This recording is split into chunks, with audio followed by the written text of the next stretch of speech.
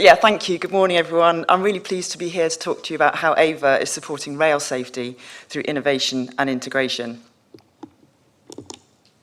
As Nick said, I'm Emily Kent. I'm one of the co-founders of One Big Circle. And it's been a really recent journey into the rail industry. We're a Bristol-based SME that is previous to rail, worked in highways and then sports. So rail was a new departure for us. So it really has been an experience learning a lot of TLAs and ELRs and not mixing that with ELO, but that apparently was too much of a niche musical reference to make as a joke at the start of this. But anyway, in short, there's a lot to learn, but it's a really exciting time for us to be involved. And we're very new members of the PWI, so we're equally honoured to be here talking to you today. And in those past 2 years, predominantly of which has been under COVID restrictions and those challenges, I and my team have got really sort of huge newfound and greater respect for the extraordinary logistics and engineering expertise that takes every day to keep people and freight safely on the move. So that's extraordinary. It's what inspires us every day to keep doing what we're doing, but it also helped us realise some of the challenges that are faced around keeping your people, your teams and your colleagues safer every day as well.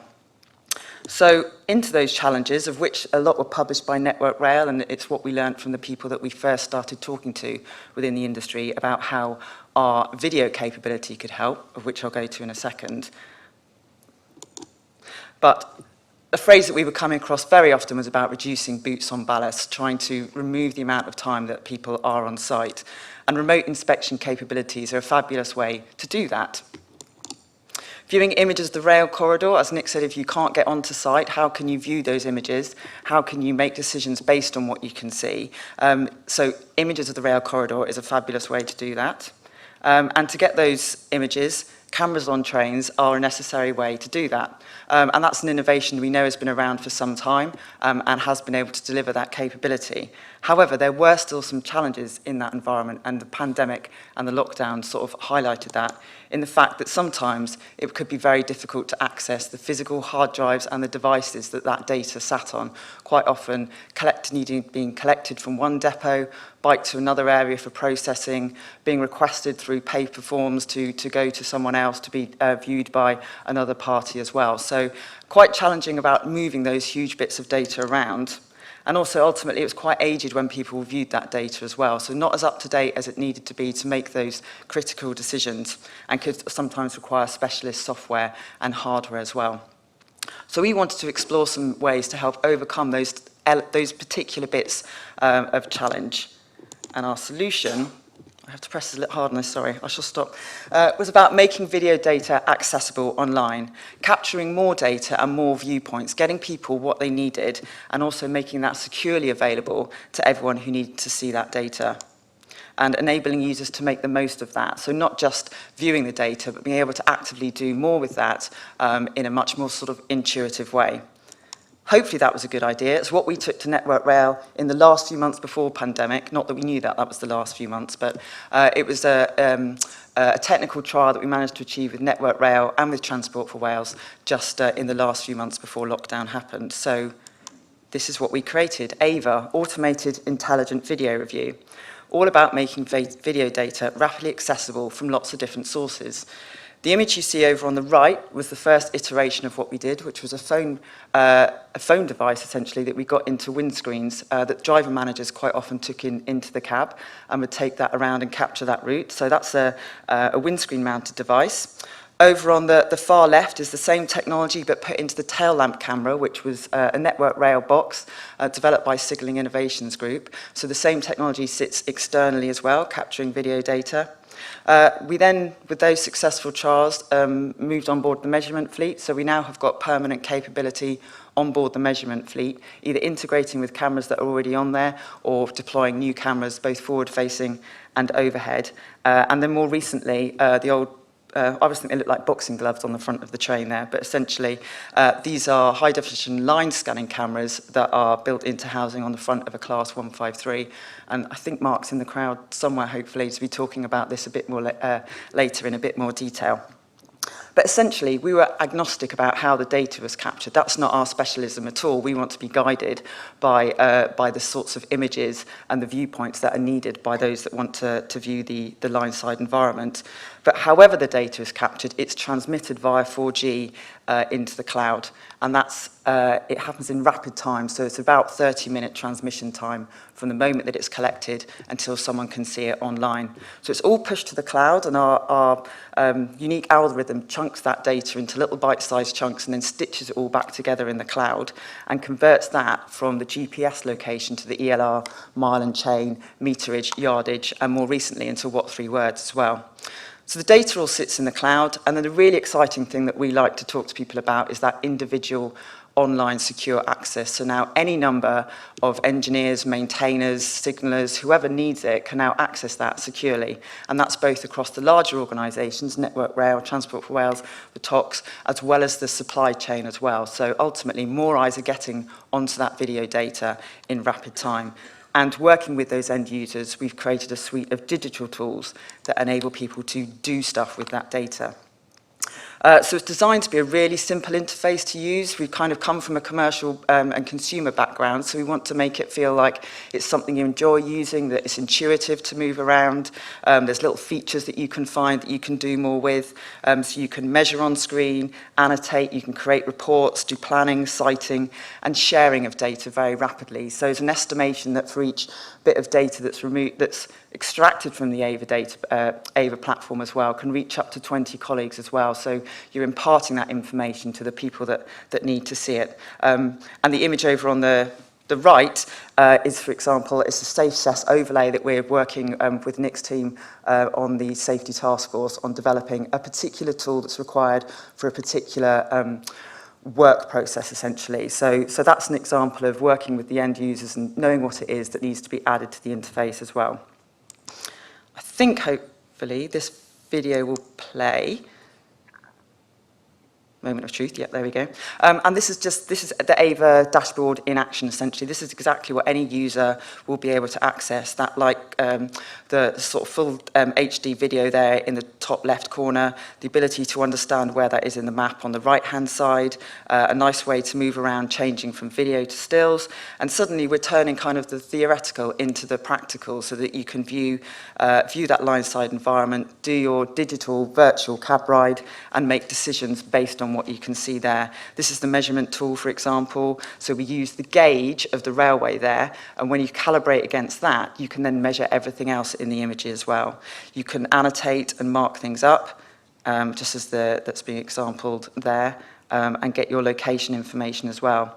We've also integrated with other data as well. So here we're pulling in the access points. So Network Rail hazard directory access points, for example, are pulled into that, so that can be appeared on the map. And there's an example of a data extract as well. So we try to make everything available in 2 or 3 clicks. So when you know what you're looking for, you can, or I say one can then basically add their expertise to that and share that. And I know often we use layperson's language. As I say, it's taking us a long time to really get into the nuts and bolts, not that we ever will, of everything across the rail disciplines, but hopefully you'll forgive sometimes that we talk a little bit laypersony. But this is a history tool as well, so we wanted to ensure that when someone stops on a piece of data or on a location, they can also see any other data that's been captured in that exact location as well. So you can see change over time, you can see different conditions, you can see change over projects or vegetation and concepts like that. And we also apply machine learning to this data as well. So as well as visually inspecting everything, you can go just in the bottom right hand of the picture there, you can see we have identified how much graffiti, how many speedboards, scrap rail, etc. are in that session. So you can go to those images as well. And if your role is to know where the graffiti is, this is automatically doing it for you and sending it to those locations. So we now have over 2,000 users across the whole of the UK accessing AIVR on an everyday basis, and that is from all disciplines. So anyone that can benefit from seeing that imagery can use that, from maintenance, signal sighting, vegetation management, E&P. So huge amount range of disciplines, and we've never built this for one particular discipline. This is about who wants to use it and how they can benefit from it. The benefits we feel, or in fact we know, is that for every an hour spent on AIVR, you can reduce an 8-hour site visit, and that includes travel time as well. So as a concept to increase safety, it is removing boots on ballast, reducing carbon footprint as well by taking those road journeys out, and help, as Rupert touched on earlier, that fatigue element as well. So with less travel involved in your everyday operations, you can benefit by doing more desktop and laptop surveys. And then when you do go to site, you are safer and fresher as a result of that, and more informed. And we continue to work with Network Rail, Transport for Wales, multiple TOCs and FOCs on the data capture as well. So, as I say, there's continual data coming in from multiple sources, and we always endeavour to just make the most of what is out there and increase the coverage based on the back of that. Over 400,000 miles of data has been captured and transmitted in this way. And we've also, a figure that we should have had there on the screen as well, is that we estimate last year that over 300,000 hours of boots on ballast was removed as a result of being able to do these virtual cab rides and make decisions remotely, safely, online. I'm going to go into a couple of safety use cases as well. So the image here at the top is a snapshot from Ellipse, and talking with the Safety Task Force team, it was tried to try and turn some of that sort of lines of, not code, but lines of spreadsheet essentially into something practical that people can make active decisions on. So we've got an example there of a scheduled maintenance scheme being, that was under a red flag, closed under a red flag, and it's a scheduled maintenance, so it keeps getting closed under a red flag. That data and information can be transferred into AIVR. Reports and data exports can be then removed from AIVR for review, and I'm just going to show you a video of how that works. Interestingly as well, if you just see here at the start, before it starts playing, on the bottom left, this is Avanti recorded data. So this device was on board Avanti collecting the data. Our technology enables that to be accessed, but Network Rail and other maintainers in the supply chain can access that data as well. So it's a really good example of collaborative working to bring all these concepts together. And this is just the windscreen mounted version that's in the cab. So as you can see, it's fantastic footage, great clarity. And then the information from Ellipse there is on the video data, and you can start to understand and visualize why that is always closed under an R8. So we're looking at challenging walkways. The telephones and I think the lokes that we're coming up are between limited clearances at all times. And I think the lokes come up just here in a moment. Yep, they're on the left.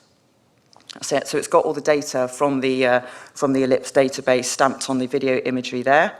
And this export now is available offline, so once it's downloaded, that can be shared to tablets and mobiles, so people attending sites can understand, well, hopefully they won't be attending site on this because they've now been able to make strategic decisions on the challenges around there. So we saw an unusable access point on the right there. We've measured for limited clearances here, and then we come up to the next access point here as well. So it's turning those lines of a spreadsheet into something visual and being able to make strategic decisions. And I can't do it on here, but you can scrub backwards and forwards through that imagery as well, make markups and notes on where it would be appropriate to have safe walkways, access points, platforms, etc.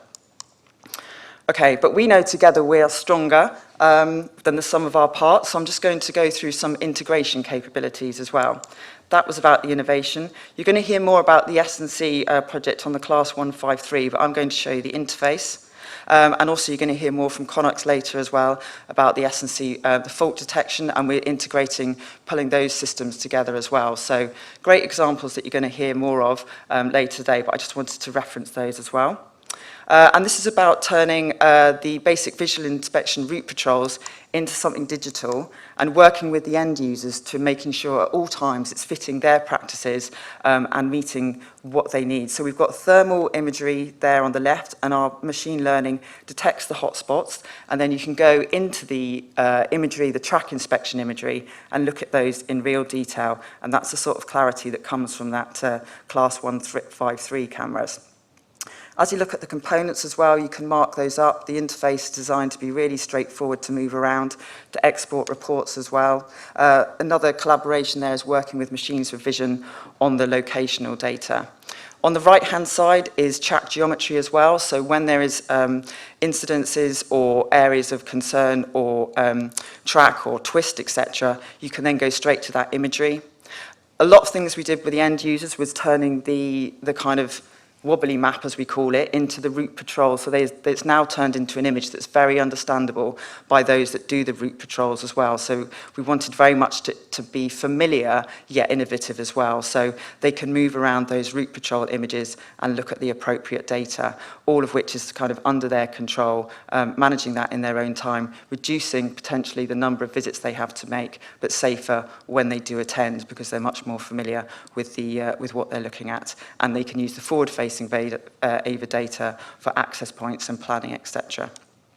So that's BVIs, and then we had one more example as well on the conductor rail inspection. So this is the thermal camera that sits in the tail lamp camera that I showed you, the tail lamp housing that I showed you at the start. And the thermal camera detects hotspots, and then it highlights those into the AIVR data, and you can go straight to those locations and be able to respond to them quickly. And in the first 2 months, I think this was deployed on the Wessex route, over 100 hotspots were detected. Literally on the first run, it found a faulty cabling outside Clapham Junction, and the DU was sent straight to respond to that and resolve that before that became a full failure. So we are enabling operations to keep moving at all times as well. And this video should just play as well. And you can see here the kind of detail that you can move into for track inspection as well. And again, all entirely available online. You just need an up-to-date web browser to be able to do this, and no additional sort of training or specialism required. Again, the map, so you can got your location, you can search by ELR, mile and chain. And then we apply machine learning to this as well. So we work with Network Rail to mark up to about 1,000 images of the things that we're looking for. This is integrated with exceedances as well on the conductor rail. So when those exceedances occur, you can go straight to that location and view that. And look at there, is that an insulator pot? Yeah.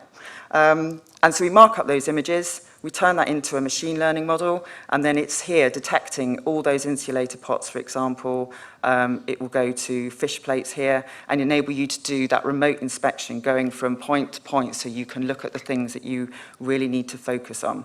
And yeah, designed to be able to move around in a very straightforward way. This is one we're really pleased with. That ability to detect welds through machine learning is really exciting, just the sort of detail that it can go into.